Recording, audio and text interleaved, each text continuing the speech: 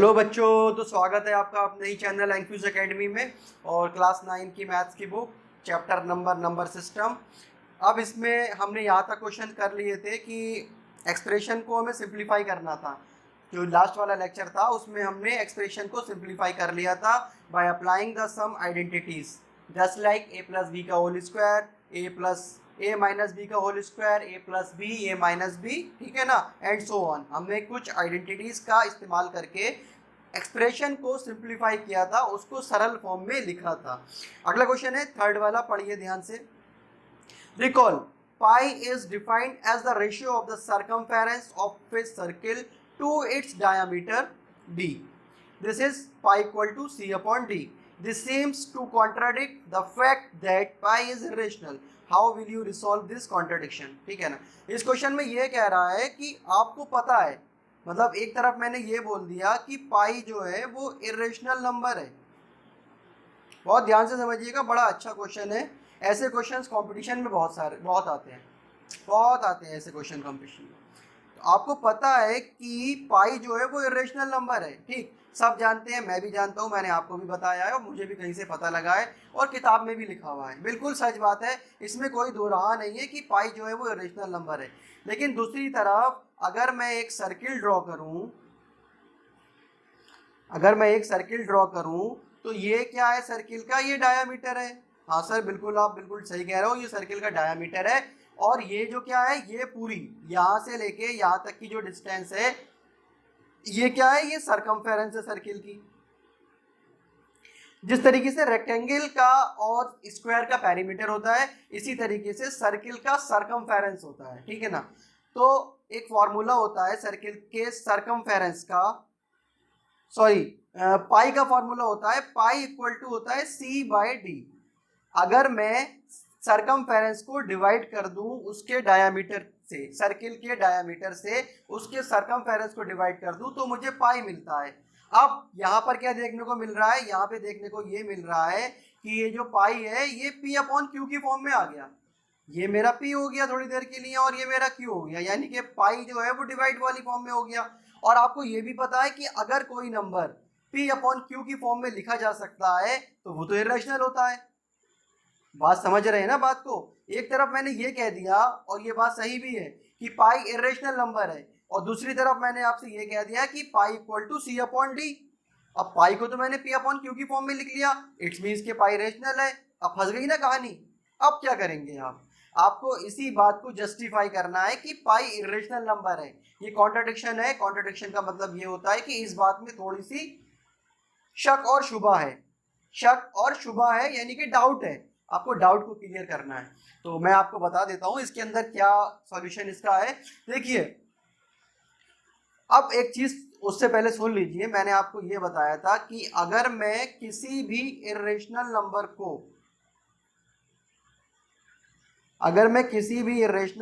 को किसी नंबर से डिवाइड करूं या इरेशनल नंबर से डिवाइड करूं, किसी नंबर को किसी नंबर से डिवाइड करूं या इरेशनल नंबर से डिवाइड करूं, तो फाइनली मुझे जो आंसर मिलेगा वो मुझे इरेशनल नंबर ही मिलेगा। इस बात में कोई डाउट है? नहीं होना चाहिए, कोई डाउट भी नहीं होना चाहिए। ये मैंने आपको पीछे क्वेश्चन कराए हैं और इस पे बहुत सारे एग्जाम्पल भी कराए हैं। अगर मैं किसी इरेशनल नंबर को किसी नंबर से या किसी इरेशनल नंबर से डिवाइड करूं तो मुझे आंसर इरेशनल नंबर मिलेगा। अब ये बात कहाँ बताई गई है इसके अंदर कि C जो है वो रैशनल है या D रैशनल है? क्योंकि C सर्कल का सरकमफेरेंस है, D सर्कल की रेडियस है, तो ये भी तो एक इरेशनल नंबर हो सकता है, चलो मान लिया मैंने कि ये इरेशनल नंबर नहीं है, लेकिन ये तो इरेशनल नंबर है। इसीलिए हम ये कह सकते हैं कि पाई जो है वो इरेशनल नंबर है। भले से C अपॉन डी है, लेकिन ये इरेशनल नंबर हो सकता है, ये भी इरेशनल नंबर हो सकता है, और डिवाइड करके मुझे मिलना इरेशनल नंबर ही है। तो इसका मतलब आप इस क्वेश्चन के आंसर को किस टाइप से लिखेंगे वो मैं आपको दिखा देता हूँ। और ये मैं आपको आपकी जो आंसर बुक है ना उसी से ही दिखा रहा हूँ, लेकिन लिखने का तरीका थोड़ा सा स्टेटमेंट है तो याद कर लीजिएगा और या फिर समझ जाएंगे, बहुत ईजी है। देखिए, देयर इज नो कॉन्ट्राडिक्शन, मतलब यहाँ पर कोई शक शुबा है ही नहीं। रिमेंबर दैट आप याद कीजिए, when you measure a length with a scale और एनी अदर डिवाइस, जब आप किसी भी लेंथ को मेजर करते हैं किसी स्केल से या किसी अदर डिवाइस से, you only get an approximate rational value. मतलब आपके पास में एक अप्रोक्सीमेट रैशनल वैल्यू होती है, ऐसा नहीं है कि वो स्केल पर नापी जा रही है तो वो स्केल की एग्जैक्ट वैल्यू है, मतलब वो वैल्यू रैशनल वैल्यू है लेकिन इरेशनल भी हो सकती है। So you may not realise that either C और डी इज अ इरेशनल। मतलब आप इस बात को रियलाइज कर ही नहीं सकते कि सी और डी भी इरेशनल हो सकते हैं। तो इसका आंसर ये है। ठीक, समझ में आया होगा। बड़ा अच्छा क्वेश्चन है, बहुत अच्छा। और कंपटीशन के पर्सपेक्टिव से, कंपटीशन के पॉइंट ऑफ व्यू से देखा जाए तो ये क्वेश्चन बहुत अच्छा है। अगला क्वेश्चन करते हैं इसी के साथ में।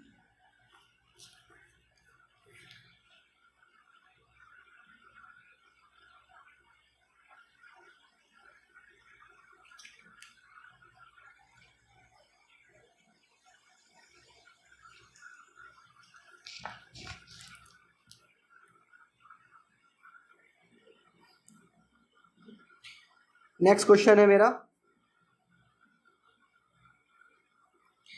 Rationalise the denominators of the following.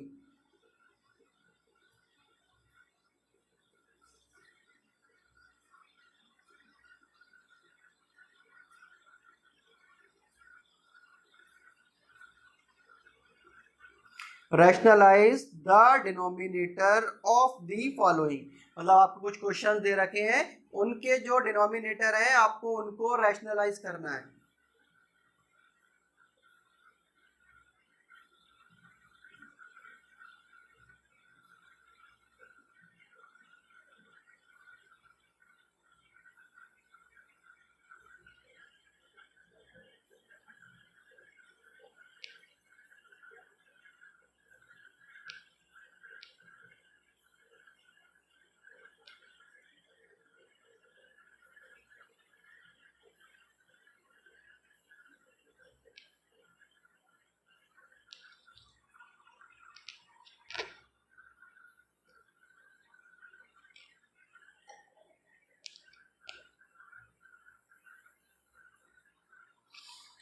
पहला वाला क्वेश्चन है इसका मेरा,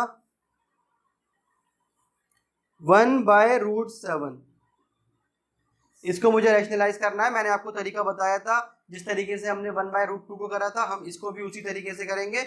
हम इसमें क्या करेंगे, इसमें हम जो डिनोमिनेटर है उससे डिवाइड और उसी से मल्टीप्लाई कर देंगे। ठीक, उससे डिवाइड और उससे मल्टीप्लाई कर देंगे, ये इससे कैंसिल आउट हो जाएगा, इस बेचारे पर कोई फर्क नहीं पड़ेगा।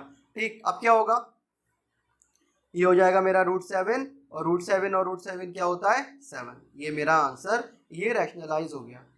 मतलब जो डिनोमिनेटर इसका रैशनल था वो रैशनल बन गया। रैशनलाइज करने का मतलब मैंने आपको बताया था। नेक्स्ट क्वेश्चन है 1/√7 माइनस का √6। तो इसमें भी क्या करेंगे, डिनोमिनेटर से डिवाइड एंड मल्टीप्लाई करेंगे, वही रूल फॉलो करना है इसमें हमें हर जगह।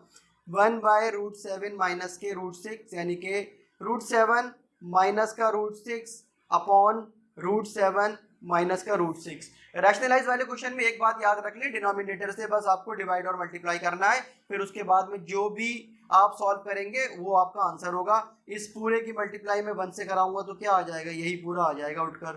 ठीक, अब क्या होगा, अब ये देखिए मेरी बात ध्यान से सुनिए, ये मेरा क्या बन गया। अच्छा, इसमें एक बात याद रखना है कि डिनोमिनेटर का जो रेसिप्रोकल होगा यानी कि जो उल्टा होगा, इसका माइनस है तो इसका प्लस से मुझे डिवाइड करना है और ऊपर मल्टीप्लाई करना है। ठीक है ना, बस ये बात बताना भूल गया था। तो ये माइनस है तो प्लस करना है और अगर प्लस हो तो माइनस करना है। अब नीचे क्या बन गया, ये मेरा हो गया ए, ये मेरा हो गया बी, ये मेरा ए, ये मेरा बी।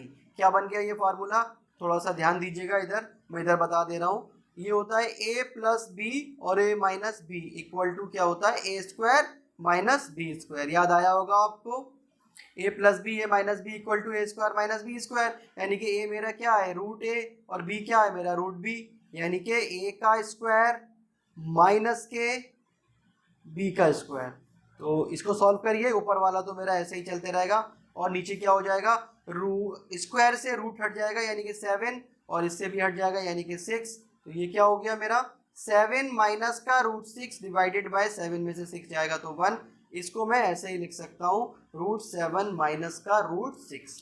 और ये मेरा देखिए रैशनलाइज हो गया, डिनोमिनेटर 1 है ना, तो ये रैशनल नंबर बन गया मेरा। अब क्वेश्चन नंबर थर्ड क्या कह रहा है?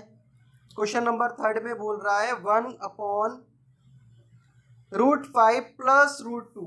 अब मुझे इसमें क्या करना है? मुझे इसमें इसके उल्टे से डिवाइड और मल्टीप्लाई कराना है, यानी कि इसका उल्टा माइनस का हो जाएगा, तो ये क्या हो जाएगा 1 बाय रूट 5 प्लस रूट 2, ये तो ऐसे ही चलता रहेगा, और रूट 5 माइनस का रूट 2 अपॉन रूट 5 माइनस का रूट 2। अब क्या होगा, ये मल्टीप्लाई 1 से होगी, तो ये तो मेरा एज इट इज ऐसे ही आ जाएगा। और नीचे क्या आइडेंटिटी लग जाएगी मेरी? नीचे मेरी आइडेंटिटी लग जाएगी a प्लस बी और a माइनस बी। क्या होता है? a का स्क्वायर माइनस के b का स्क्वायर। तो ये इसका आंसर क्या आएगा? रूट 5 माइनस के रूट 2 अपॉन इस स्क्वायर से ये रूट हट गया, इस स्क्वायर से ये रूट हट गया, फिर क्या आएगा आंसर? रूट 5 माइनस का रूट 2 अपॉन 5 में से 2 जाएगा तो 3। और देख लीजिए आपको दिखता होगा कि यहाँ पर डिनोमिनेटर में इरेशनल नंबर था, यहाँ पर रेशनल आ गया। इट मीन्स कि डिनोमिनेटर रैशनलाइज हो गया, डिनोमिनेटर रैशनलाइज हो गया। अगला क्वेश्चन देखते हैं, क्वेश्चन नंबर फोर्थ।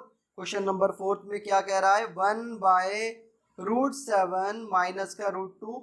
इसमें मुझे क्या करना पड़ेगा? इसमें सर आप ये करेंगे कि जो इसका डिनोमिनेटर है इसके उल्टे यानी कि इसके रेसिप्रोकल यानी कि प्लस से डिवाइड और मल्टीप्लाई करा देंगे। ठीक है बेटा, करा दी। अब क्या होगा बेटा? अब सर इसमें ये होगा कि इसकी मल्टीप्लाई 1 से होगी, तो ये ऊपर वाला तो सर ऐसे ही आ जाता है, आपने बताया था, और नीचे वाले में आइडेंटिटी लग जाती है। हर क्वेश्चन में सर ऐसा ही कर रहे हैं आप, तो इसमें भी सर ऐसे ही कर दीजिए, a प्लस बी और a माइनस बी। अब इसमें इस बात से मत घबराइए कि यहाँ पर a माइनस बी पहले लिखा है और यहाँ पर a प्लस बी पहले लिखा हुआ है। a प्लस बी और a माइनस बी दोनों ही क्या होते हैं? दोनों ही मल्टीप्लाई में होते हैं, मल्टीप्लाई में होते हैं, और मल्टीप्लाई में जो है वो हमारा इधर उधर हो सकता है। जिस तरीके से 5 चौक 20 होते हैं और 4 पंजे भी 20 होते हैं। तो यहाँ पर क्या लग जाएगा? a का स्क्वायर माइनस का b का स्क्वायर, ये क्या हो जाएगा? रूट 7 प्लस का रूट 2, और ये हो जाएगा 7 माइनस के 2। इट मीन्स कि 7 प्लस का रूट 2 अपॉन 7 में से 2 जाएगा तो 5। ये मेरा फाइनल आंसर। ठीक,